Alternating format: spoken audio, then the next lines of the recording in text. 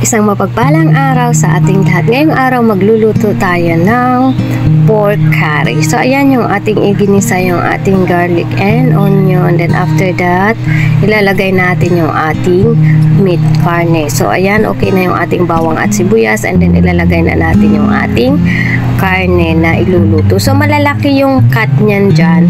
So simulan niyan, dyan ko na siya ginisa. Ginisa ko ng ginisa hanggang sa maluto muna siya sa gisa. Wala mo ng tubig na nilalagay, and then wala pa akong itinimpla dyan.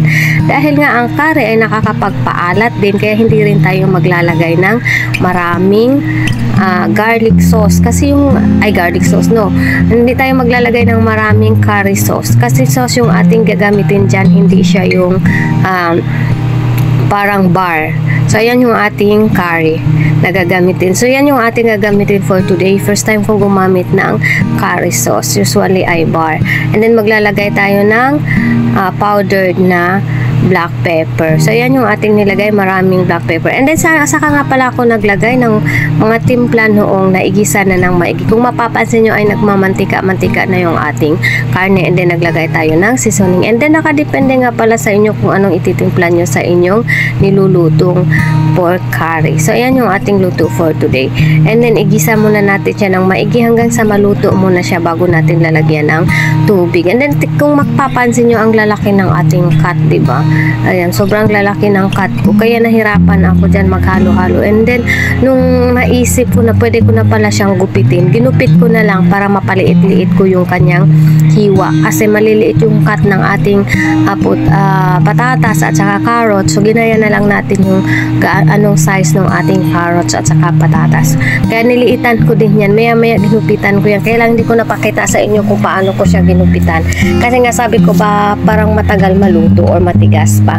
Kaya ginupitan ko, niliit-liitan ko yung kanyang slice para mas mas malambot, madaling kainin. So hindi mo na kailangan kakagatin or hindi mo na kailangan hiwain pag kainin mo, diretsyo na. So ayan nagmamantika na yung ating karne. Yan parang naprito na siya sa sarili niyang mantika. Yan kung mapapansin nyo. And then maglalagay na tayo dyan ng tubig kasi nga papalambutin na natin. Ayan. So, I have 3 cups of water ang nilagay ko para pampalambot natin, pakukuluan natin. Yan yung ating sabaw. Kasi matagal yung pagpapakulo ko nga dyan dahil nga malalaki yung slice. Kung ano yung slice galing palengke, yun din yung slice na hinayaan ko lang, diniretso ko na. Yan, nagkukulo na yung ating niluluto. Kailangan natin antayin lumambot talaga, nakatagal na tagal kung sobrang tumagal yung ating pagpakulo. Ayan, nagbubulol nga po pala ako dahil nga hindi talaga pa rin ako hihang or hindi pa rin ako masyadong sanay sa pag tawag niyan, sa pag voice over. Ayan kung makapapansin nyo ay smaller na yung ating cut. Yan, ginunting ko nga siya. Yung slice maliliit na nga pala. Ano ba yan?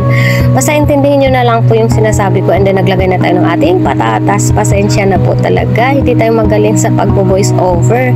Ayan, kaya ako nagbo-voice over dahil maingay sa aming kusina. Dahil nga po, andyan sa labas yung ating mga tuta. Yan yung nagbibigay ng ingay. And then ilalagay na natin yung ating curry sauce. Ayan yung ating curry sauce. Yan yung nagpapalasa. And then curry sauce, mayroon na siyang mga maliliit na cube cut ng patatas. So ayan and mas masarap yung yung cubes kaysa sa sauce.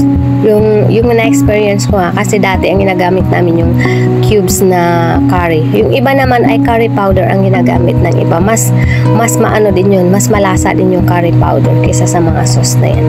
So, nakadepende saan kayo comfortable gumamit at kung ano yung available sa inyo. Yun yung inyong gagamitin.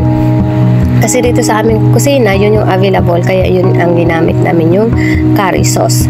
So, ayan, nagpakulo na naman ulit ako. Sobrang tagal. Kasi nga, ayaw kong magluto ng alanganin yung luto. Gusto ko yung malambot na malasa mo talaga yung lasa ng kinakain mo kapag tama yung pagluto. Ayan yan. Yan, nilagay natin yung ating carrots. So, yun pero medyo sticky na yung kanyang sauce at the time. So, almost, okay na yung ating curry. Kasi konting luto na lang ang carrots kasi ang carrots mas masarap nga, medyo hilaw, di ba? Kaya mas gusto ko yung carrots na hilaw siya kaysa sa luto. Yan, konti na lang din yung ating pakulo. Antayin na lang natin maluto konti yung ating carrots para pwede nang kumain. And natatakam na rin yung nag-iintay niyan. Umaga yan ng Sunday nang niluto ko. Ayan o, di ba? Ang sarap. Yan, we're almost done.